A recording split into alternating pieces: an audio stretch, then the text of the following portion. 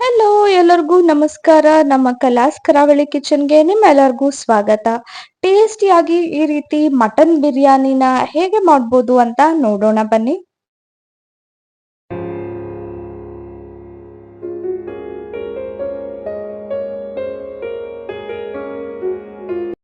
First ನಾವಿಲ್ಲಿ ಬಾಣಲೆಗೆ ಸ್ವಲ್ಪ ಎಣ್ಣೆಯನ್ನ ಹಾಕೊಂಡಿದೀವಿ. ಹಾಗೆ 2 ದೊಡ್ಡ ಗಾತ್ರದ ಈರುಳ್ಳಿಯನ್ನ ಉದ್ದಕ್ಕೆ ಹೆಚ್ಚಿಕೊಂಡು ಕಟ್ ಮಾಡ್ಕೊಂಡಿದೀವಿ. ಇದನ್ನ ಫ್ರೈ ಮಾಡ್ಕೋಬೇಕಾಗತ್ತೆ.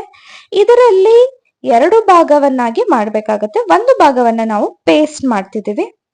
ಸ್ವಲ್ಪ ಸಕ್ಕರೆಯನ್ನ ಹಾಕಿ ಪೇಸ್ಟ್ ಮಾಡ್ಕೋಬೇಕಾಗತ್ತೆ. ಹಾಗೆ 2ನೇ ಪೇಸ್ಟ್ಗೆ ನಾವು ಕೊತ್ತಂಬರಿ ಸೊಪ್ಪು, ಹಸಿಮೆಣಸಿನಕಾಯಿ ಮತ್ತು ಪುದೀನವನ್ನ ಹಾಕೋತಿದೀವಿ. ಇದನ್ನು ಕೂಡ ಸಪರೇಟ್ ಆಗಿ ಇನ್ನೊಂದು ಪೇಸ್ಟ್ ಮಾಡ್ಕೋಬೇಕಾಗತ್ತೆ. ನೆಕ್ಸ್ಟ್ 3ನೇ ಪೇಸ್ಟ್ಗೆ ನಾವು ತೆಂಗಿನಕಾಯಿ ತುರಿಯನ್ನ ಹಾಕೊಂಡಿದೀವಿ. ಹಾಗೆ ಟೊಮ್ಯಾಟೊನ ಹಾಕೋತಿದೀವಿ. ಸ್ವಲ್ಪ ಚಕ್ಕೆ,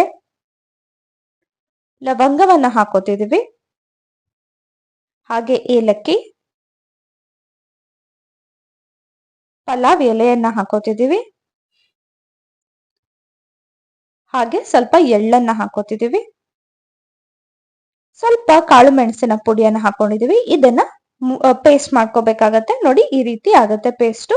ಇದನ್ನ ನಾವು ಶೋಧಿಸ್ಕೊಳ್ಬೇಕಾಗತ್ತೆ. ನೋಡಿ, ಈ ರೀತಿ ಸ್ಮೂತ್ ಪೇಸ್ಟ್ ಬರ್ಬೇಕಲ್ವಾ, ಅದಕ್ಕೆ ನಾವು ಇದನ್ನ ಶೋಧಿಸ್ಕೋಬೇಕಾಗತ್ತೆ. ಈಗ ಪೇಸ್ಟ್ ಗಳೆಲ್ಲ ರೆಡಿ ಆಗಿದೆ. ಫಸ್ಟ್ ಪೇಸ್ಟ್ ಶುಂಠಿ ಮತ್ತು ಬೆಳ್ಳುಳ್ಳಿ ಪೇಸ್ಟ್ ನ ತಗೋಬೇಕಾಗತ್ತೆ.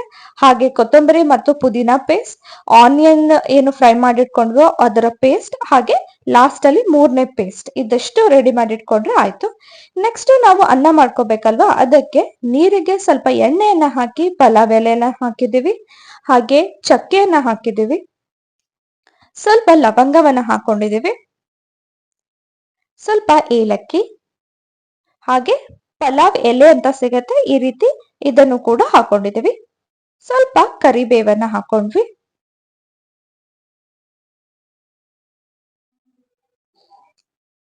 ಹಾಗೆ ಅಕ್ಕಿಯನ್ನ ಹಾಕೊಂಡ್ವಿ. ನೀರು ಸ್ವಲ್ಪ ಬಿಸಿಯಾದ ತಕ್ಷಣ ಅಕ್ಕಿಯನ್ನ ಹಾಕೋತಿದೀವಿ. ಇದನ್ನ 70% ಬೇಯಿಸ್ಕೋಬೇಕಾಗತ್ತೆ. ಲಾಸ್ಟ್ ಅಲ್ಲಿ ಸ್ವಲ್ಪ ಉಪ್ಪನ್ನು ಕೂಡ ಹಾಕೊಂಡಿದೀವಿ. ನೆಕ್ಸ್ಟ್ ಮಟನ್ ನ ತೊಳೆದಿಟ್ಕೊಂಡಿದೀವಿ. ಅದಕ್ಕೆ ಸ್ವಲ್ಪ ಶುಂಠಿ ಬೆಳ್ಳುಳ್ಳಿ ಪೇಸ್ಟ್ ನ ಹಾಕೊಂಡ್ವಿ. ಹಾಗೆ ಪುದೀನ ಮತ್ತು ಕೊತ್ತಂಬರಿ ಪೇಸ್ಟ್ ನ ಏನು ಮಾಡಿಟ್ಕೊಂಡಿದ್ವೋ ಅದನ್ನ ಹಾಕೊಂಡಿದೀವಿ.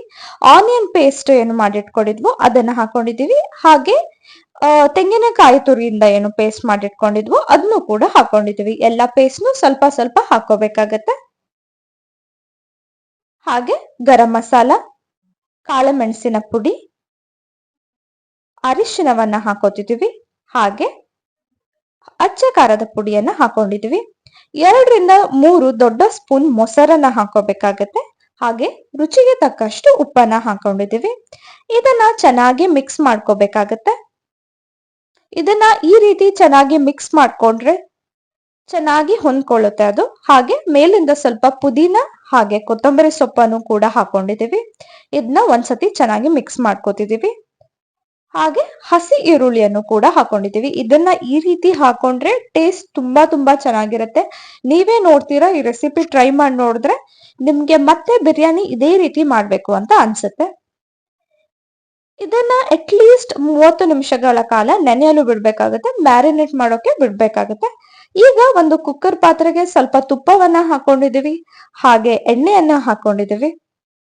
ಈಗ ನಾವೇನು ಮ್ಯಾರಿನೇಟ್ ಮಾಡೋಕೆ ಇಟ್ಟಿದ್ವೋ ಮಟನ್ ಅದನ್ನ ಹಾಕೋತಿದೀವಿ. ಇದನ್ನ ಸ್ವಲ್ಪ ಹೊತ್ತು ತುಪ್ಪ ಮತ್ತು ಎಣ್ಣೆಯಲ್ಲಿ ಚೆನ್ನಾಗಿ ಫ್ರೈ ಮಾಡ್ಕೋಬೇಕಾಗತ್ತೆ. ಈಗ ಇದಕ್ಕೆ ಉಳ್ದಿರೋ ಆನಿಯನ್ ಪೇಸ್ಟ್ ಏನು ನಾವು ಫ್ರೈ ಮಾಡಿಟ್ಕೊಂಡಿದ್ವೋ ಆ ಪೇಸ್ಟ್ ನ ಹಾಕೋತಿದೀವಿ.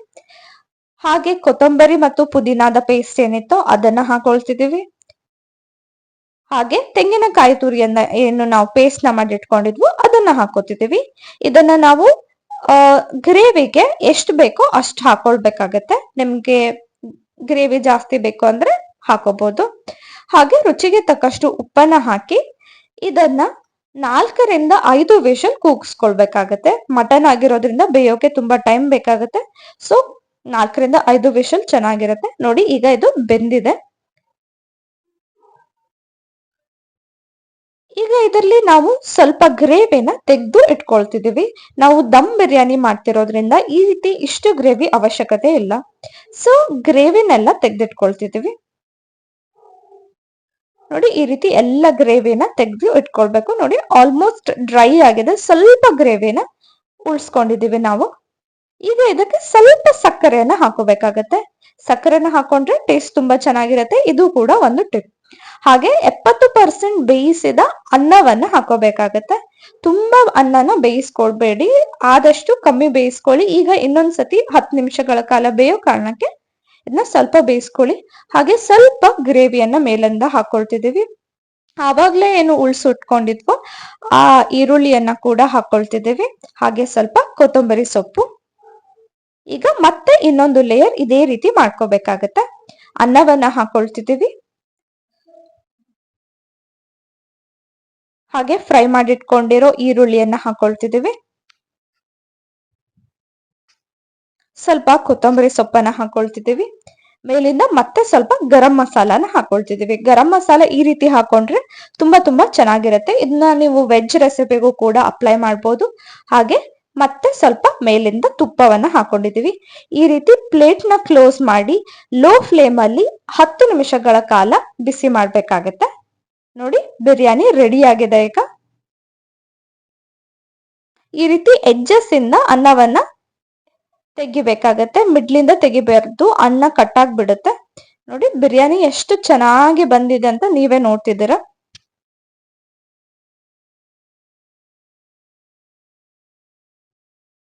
ನಾವು ಮಟನ್ ಬಿರಿಯಾನಿ ಮಾಡುವಷ್ಟರಲ್ಲಿ ಆಲ್ಮೋಸ್ಟ್ ಕತ್ತಲೆ ಆಗಿರೋ ಕಾರಣಕ್ಕೆ ಈ ರೀತಿ ಕಾಣಿಸ್ತಿದೆ. ಅದು ತುಂಬಾ ಚೆನ್ನಾಗಿತ್ತು, ಹಾಗೆ ತುಂಬಾ ಟೇಸ್ಟಿಯಾಗಿ ಇತ್ತು.